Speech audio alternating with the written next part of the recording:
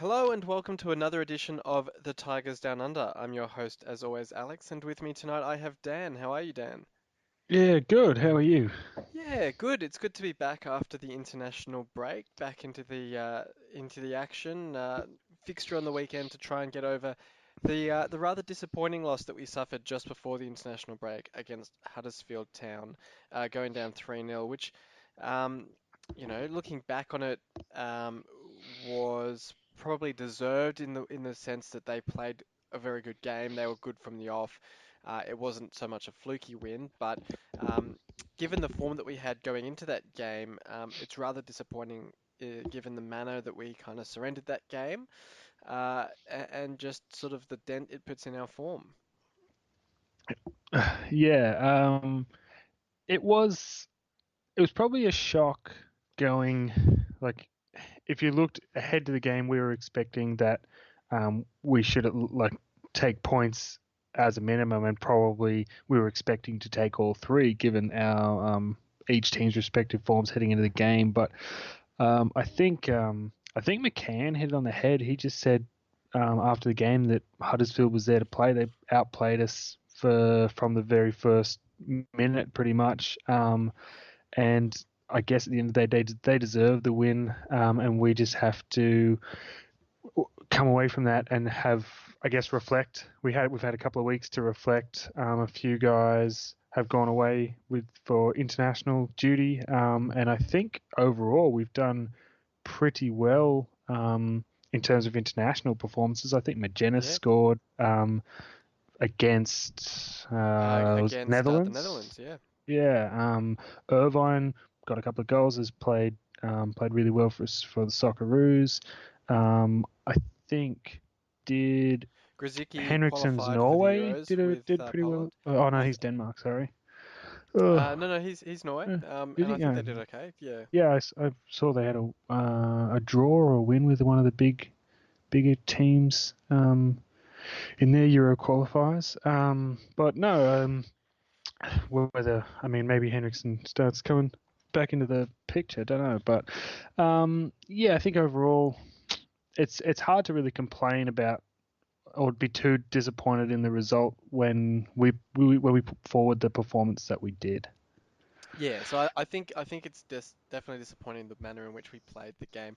I do wonder somewhat whether um, Irvine's absence in midfield probably played quite a large part in our performance, in our retention of the ball, in terms of our sort of ability to break them down while they were passing it around, because that was certainly a feature of their game, was their ability to pass through us. And I think it was sort of highlighted when Honeyman was subbed off in the second half, and really they went on a rampage after that and they got their goals.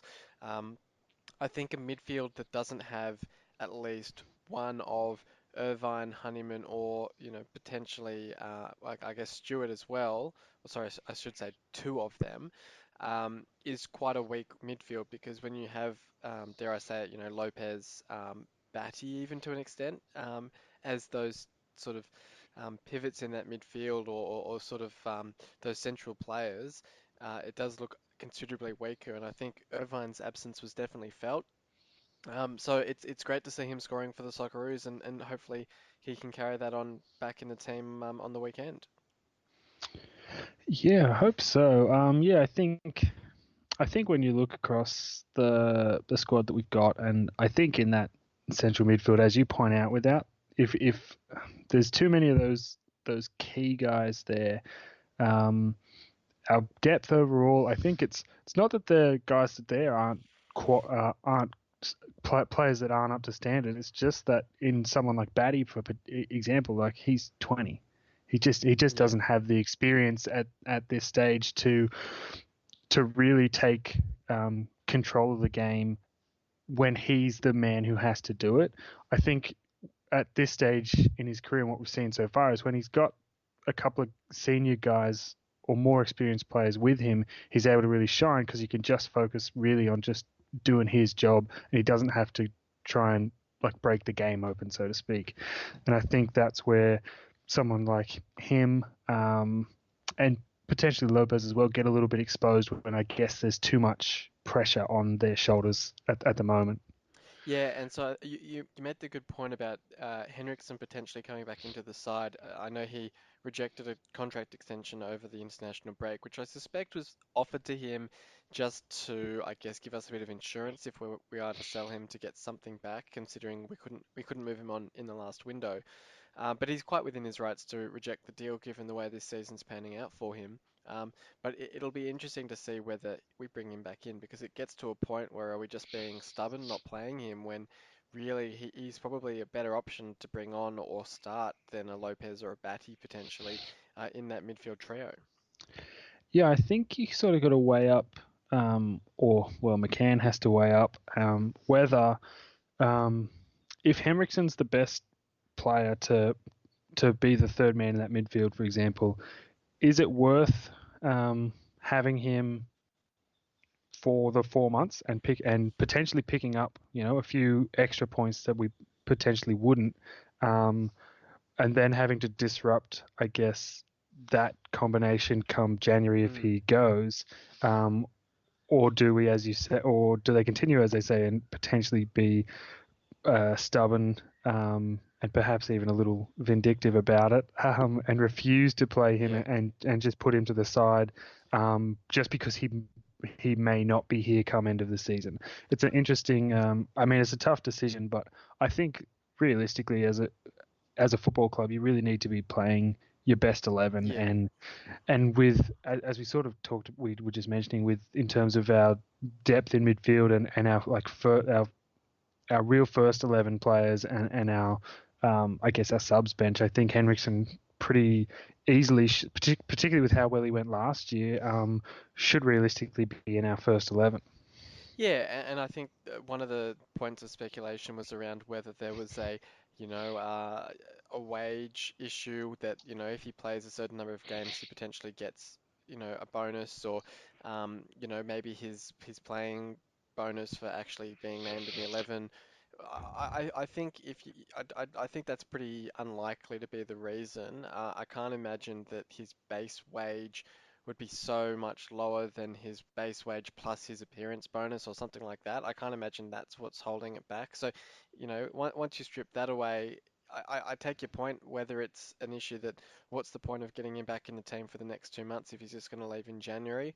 Um, but I would be more than happy to have our midfield three of Irvine, Stewart, and Honeyman as our starting three, and then Henriksen off the bench. And that doesn't really disrupt the formation too much, but gives you a much stronger option coming off the bench. And, the point you touched on before, Batty and Lopez are both quite young players.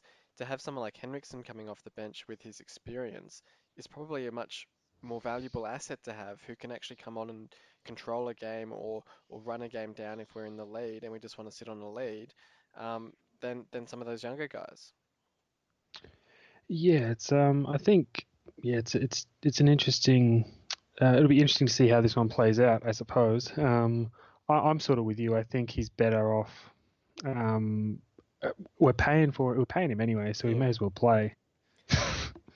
The other interesting one who made his first bench appearance, didn't actually make it on the pitch, was Norbert Bloch, who is, he looked good in the under 23s and looks like he's finally getting up to fitness. With Eves obviously scoring his first goal against Wednesday, but then not finding the back of the net against Huddersfield, potentially it's almost a really terrible timing with the international break that he didn't get to sort of go on that run of momentum that he might have had from scoring that first goal. It'll be interesting to see how McGann treats the 11 and whether he looks to bring in Balok against QPR this weekend. Yeah, I mean, I'm intrigued. I'm interested to see um, how he goes. To be honest, because I think just from like where he came from, and the situation, the scenarios in which we were able to acquire him, it's sort of like it's an interesting one that you don't really see that often in that Yeah, scenario. So, we didn't get the opportunity to that there was a, with transfer rumors about a player and the YouTube scouting, so to speak, that comes with that. So I don't really know much about him. I don't think, apart from a few sort of statistics that are about his goal scoring record for his previous clubs, but there's not. I don't think there's a lot of information. But yeah, from the reports, he did well with under 23s, and he's obviously training well enough to as a part of the first squad to get onto the bench against Huddersfield. So yeah, I think just from the way, like from his physical description, that he'll just offer. I think he'll offer something a little different up top. I don't know. He's been kind of hit and miss. I guess both him and Eves have. So it's I think they've both had their opportunities. So I think it's only a matter of time until we see Bullock on the park in a City shirt. Yeah, and it may well come as soon as this weekend against our next opponents, QPR, who have a couple of familiar faces in their ranks in Mark Pugh and Todd Kane, both ex-City players from last season. Um, it'll be an interesting one. Obviously, we kind of dodged a bullet with Fraser Campbell not scoring against us for Huddersfield, but we've sort of got a double opportunity against QPR for former players to find the back of the net. Although both did start on the bench for QPR in their last outing against Blackburn, which they won 4-2. So, I mean, QPR have been on quite a run of form so far to start the season. They're looking quite good. I think they've won three of their last five, and they're up in ninth. So, for a side that's been, I guess, sort of mid to lower table in the championship for the last few years since their relegation, they look like they're starting to piece the pieces together. They've got Warburton as manager, who, from memory, did a reasonable job with Brentford a few years back before moving up to Scotland.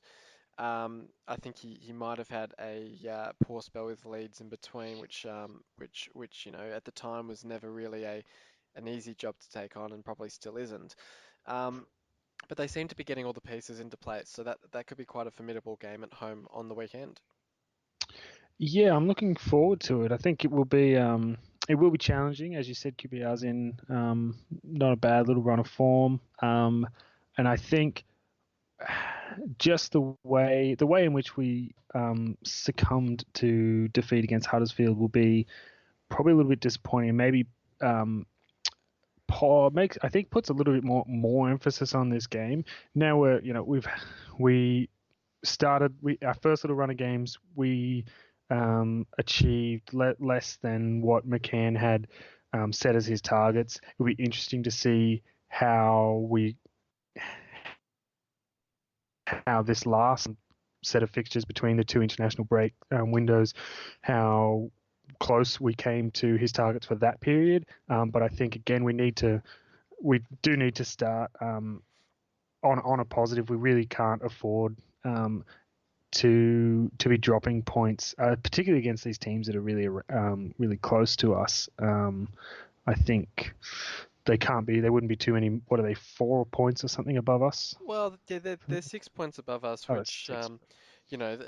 it's interesting. You look at the table, and apart from Swansea, who we played on the opening day, QPR and Sheffield Wednesday level on points in eighth and ninth, are the toughest opponents that we faced, and we beat Sheffield Wednesday a couple of weeks ago at home. So it's not out of the realm of possibilities that we could repeat the dose against QPR on the weekend. No, I don't think it's impossible to do. I guess it's the same. It's the same story that we've got. Two of them, or probably the two most dangerous wingers in the competition.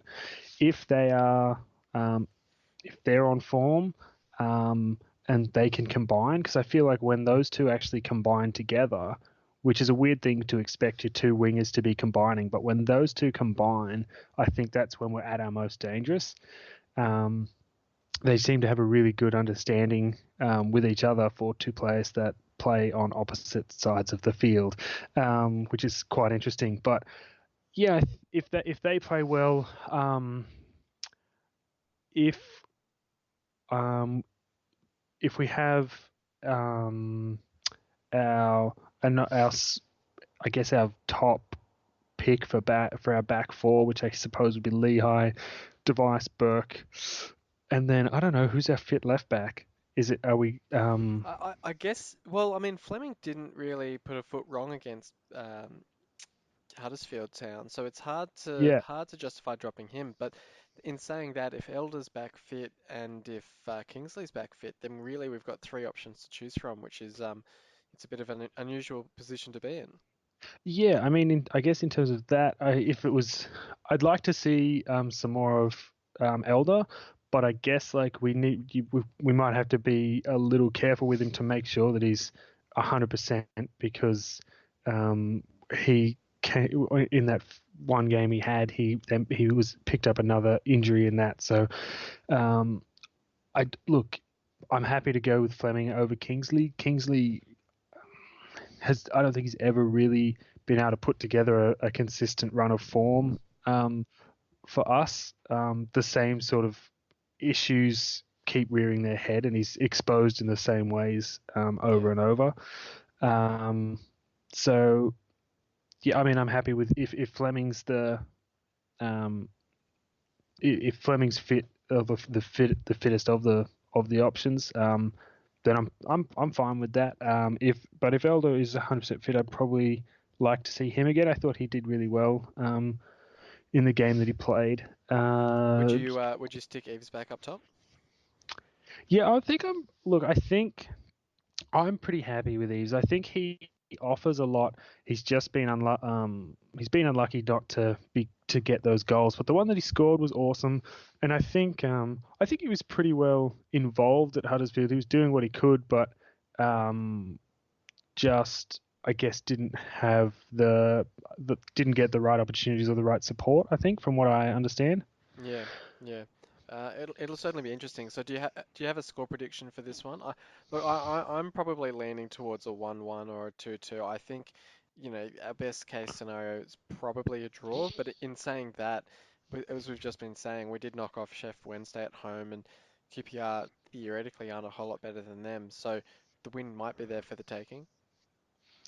Yeah, I think. I mean, this. I honestly think this game could go. It could go either way. I don't think there's not a clear cut favorite for this game. From my point of view, but I think you're probably right. I think a bit of a scrappy scored draw will probably be about where it'll end up. Well, the football flashback from 11 years ago was anything but scrappy, with a 3-0 win over West Brom taking us equal top of the Premier League at the time, which after 9 games of the season was a pretty remarkable achievement. Looking back on this one, potentially more in the context of what the result meant for the club and for a promoted club at the time, more so than the game itself. Um, I'm trying to think. Apart from when we knocked off Leicester on the opening day a couple of years ago, and we were the early games, so we went top at that point. I can't remember too many occasions that we would have been top of the Premier League. So to do so after 9 games of the season is a pretty remarkable achievement to look back on.